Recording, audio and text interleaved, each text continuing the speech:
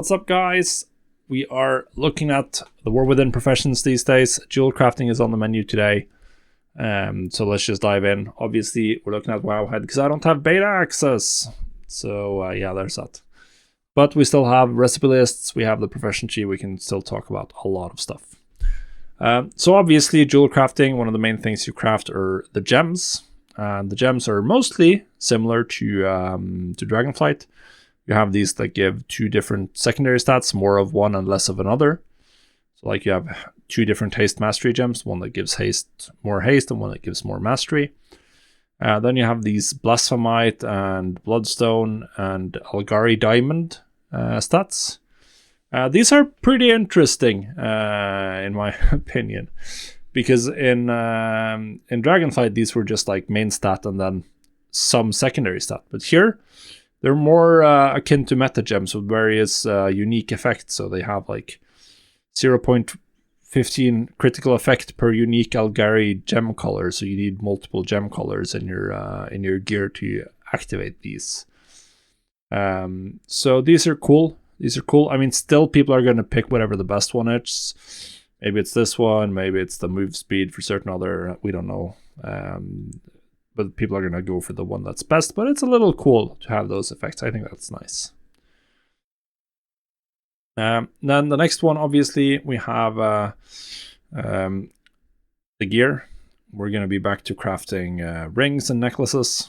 So there's two ring recipes, one with a unique effect and one that's just you can embellish yourself.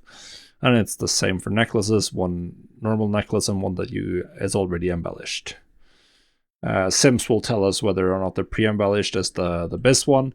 Generally speaking, rings are a pretty nice slot for crafting, because guaranteeing the right secondaries is often quite impactful. That can often offset a eye level difference, essentially. But we'll have to see. We also get to craft some profession gear. As you can see here, we have the headpiece for jewel crafters. Bind and pick up, so this is once again something you need to sell through work orders, but I mean, people are going to need to max out their profession gear. And there was money in selling that. So there is going to be money in doing that in the War Within as well. And it looks like it's covering mostly the same slots that we did in the last expansion. So that's the recipe types. The main ones, the only thing I didn't mention is, I guess, the jeweler setting makes a return, so you can add sockets to your amulets or rings. Obviously, this one is going to be important for people that are going to want to craft this. Now, here is something that is looking very different, though.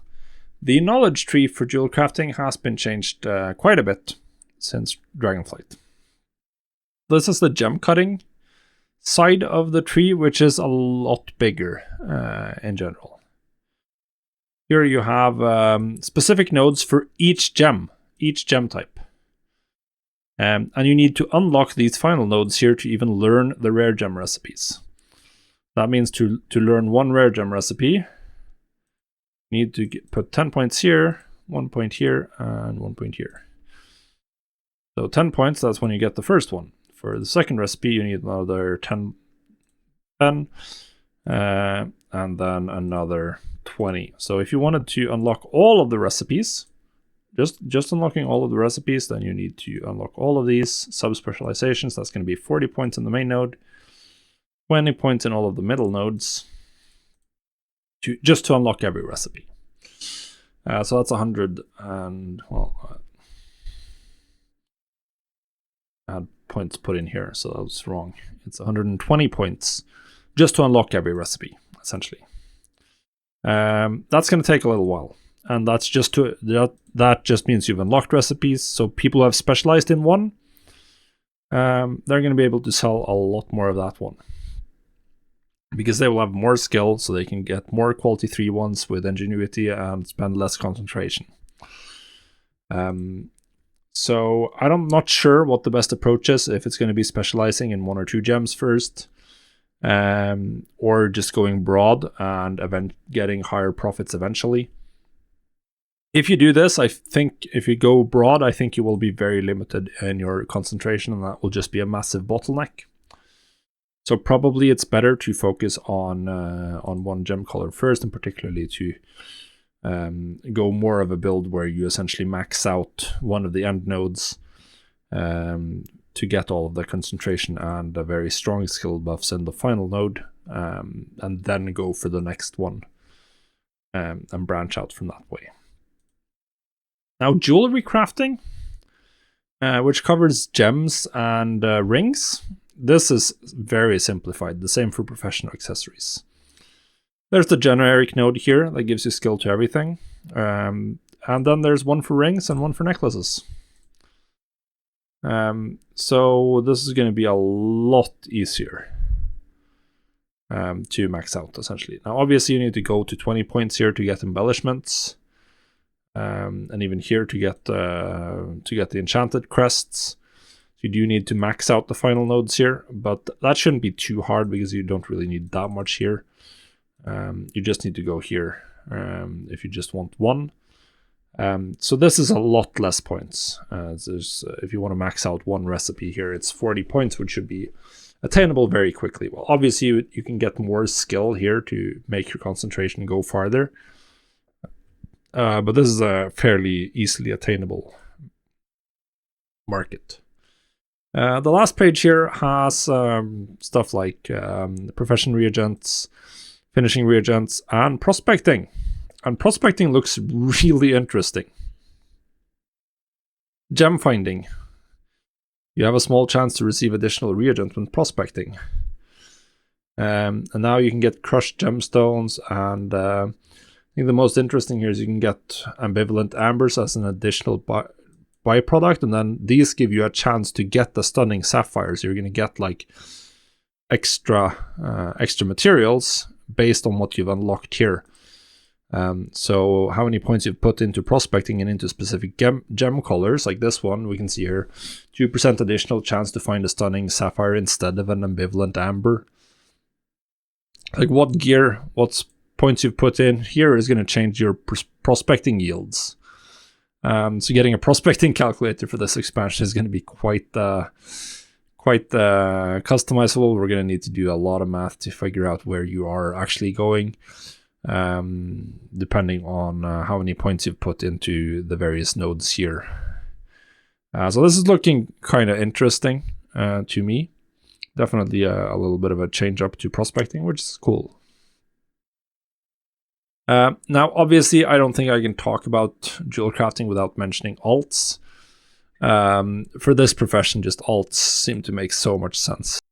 Both just to get a specific build going, like if you want to do multiple gems, then having one character that maxes out green and purple and one that maxes out red and blue, going to get you much faster to a filled out profession tree. Then you have the fact that getting into ring crafting is relatively cheap. So you just need to get one character to 100 knowledge, and they'll be pretty much maxed out for ring crafting and neck crafting. That's just a perfect alt setup, in my opinion. Something you can just grind and then be finished with that alt for knowledge. Very good.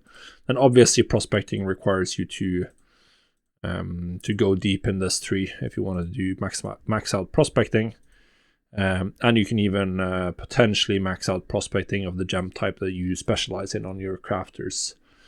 And just the huge number of recipes to even unlock them and to get good enough at them and have enough concentration to craft them at scale in quality 3. This just seems like such a good candidate for alts, particularly early on, where maybe you're even able to max out or get very strong buffs in one single gem type just with like single pickup knowledge pieces. Long term, obviously, eventually people will max out their tree, but that's going to take a long time, and not going to be relevant for until the end of the first patch, essentially. So yeah, that's sort of it for jewel crafting. I think it's looking nice. I mean, just with the lack of inspiration and the switch to ingenuity and concentration, probably going to feel a lot better. I did make a lot of gold with the crafting max quality gems in Dragonflight. That was something that was very consistent for me, and I think it's looking a lot nicer with this setup. And sort of the in-depth stuff you can do with getting the right prospecting setup and how that's going to impact the overall economy of your crafting is going to be really big. And then I like the fact that you can get a gear crafter going online with fairly limited investment in terms of knowledge points compared to what you had to do in Dragonflight, where you needed to max out loads of generic nodes and then loads of jewelry specific nodes to get to the breakpoints. Whereas here it's literally just these 70 points to max out one type of gear. So this is looking nice. I think this is definitely skews towards doing gem cutting, like maxing out specific end game recipes here. And the fact that the recipes are locked behind knowledge just means that competition early on is going to be relatively limited, even though you are on the region-wide auction house. Obviously, all of the recipes will be unlocked day one by someone, but competition is going to be limited, and particularly with concentration is going to be limited by how much concentration people have to crank out max quality gems. So this is looking cool.